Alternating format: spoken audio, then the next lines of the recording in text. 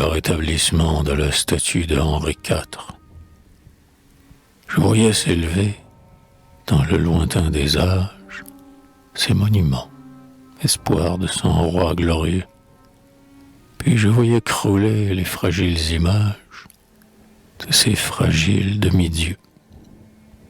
Alexandre, un pêcheur des rives du Pirée, foule ta statue ignorée sur le pavé du Parthénon. Et les premiers rayons de la naissante aurore, en vain dans le désert interrogent encore les muets débris de même nom. Qu'ont-ils donc prétendu, dans leur esprit superbe, qu'un bronze inanimé dut les rendre immortels? Demain le temps peut-être aura caché sous l'herbe leurs imaginaires autels. Le proscrit à son tour peut remplacer l'idole des piédestaux du Capitole, Sylla des trônes Marius, aux outrages du sort insensé qui s'oppose. Le sage de l'affront dont frémit Théodose sourit avec Démétrius. D'un héros toutefois l'image auguste et chère, hérite du respect qui payait ses vertus. Trajan domine encore les champs que de Tibère, couvre les temples abattus. Souvent, lorsqu'en l'horreur des discordes civiles, la terreur planait sur les villes, aux cris des peuples révoltés, un héros, respirant dans le marbre immobile, arrêté tout à coup par son regard tranquille, les factieux épouvantés.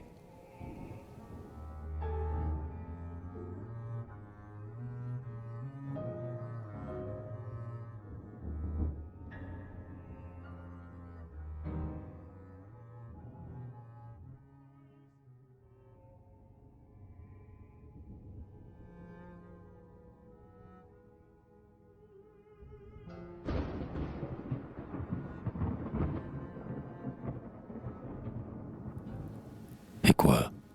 Sont-ils donc loin, ces jours de notre histoire, où Paris sur son prince osa lever son bras, où l'aspect de Henri, ses vertus, sa mémoire, n'ont plus désarmé des ingrats? Que dis-je? Ils ont détruit sa statue adorée. Hélas, cette horde égarée mutilait les reins renversés. Et cependant, des morts souillant le saint asile, leur sacrilège main demandait à l'argile l'empreinte de son front glacé. Voulait-il donc jouir d'un portrait plus fidèle, du héros dont le reine a payé les bienfaits? Voulait-il, réprouvant leur fureur criminelle, leur rendre nos yeux satisfaits? Non, mais c'était trop peu de briser son image. Ils venaient encore, dans leur rage, briser son cercueil outragé. Tel, troublant le désert d'un rugissement sombre, le tigre, en se jouant, cherche à dévorer l'ombre du cadavre qu'il a rongé.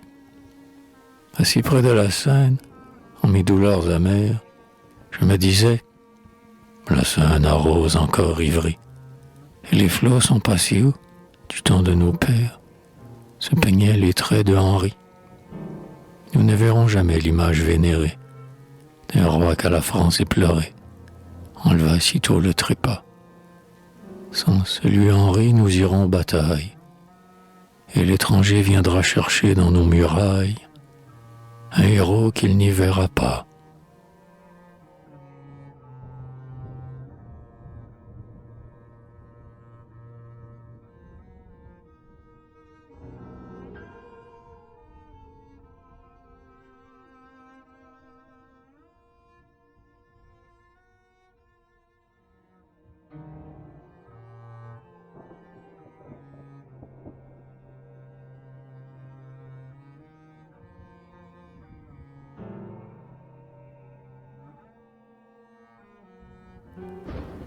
Ô qu'aurez-vous?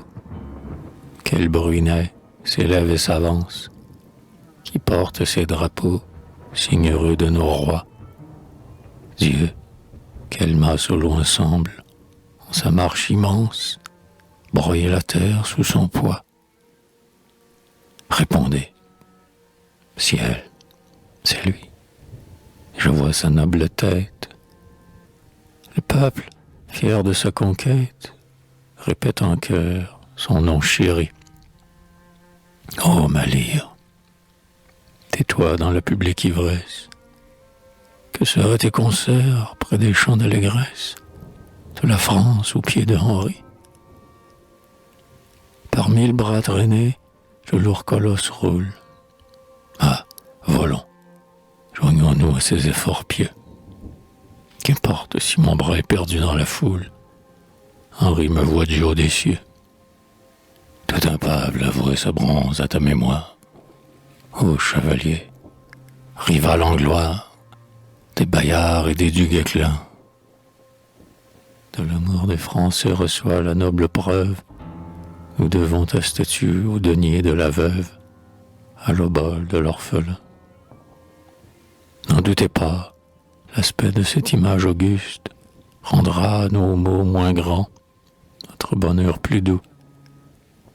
Ô Français, louez Dieu, vous voyez un roi juste, un Français de plus parmi vous. Désormais, dans ses yeux, en volant à la gloire, nous viendrons puiser la victoire. Henri recevra notre foi.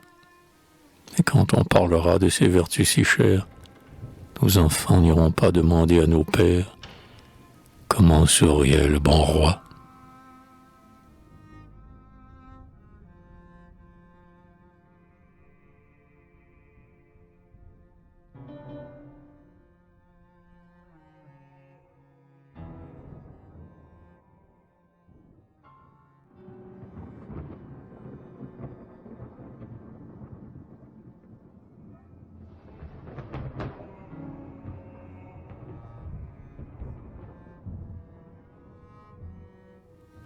Jeunes amis, dansez autour de cette enceinte. Mêlez vos pas joyeux, mêlez vos heureux chants. Henri, car sa bonté dans ses traits est empreinte, bénira vos transports touchants. Près des 20 monuments que des tyrans s'élèvent, qu'après de longs siècles achèvent les travaux d'un peuple opprimé. Qu'il est beau, ce terrain où d'un roi tutélaire, la France aime à revoir le geste populaire et le regard accoutumé. Que le fier conquérant de la Perse avilie, là de léguer ses traits à de frêles métaux, menace, dans l'accès de sa vaste folie, d'imposer sa forme à l'Athos.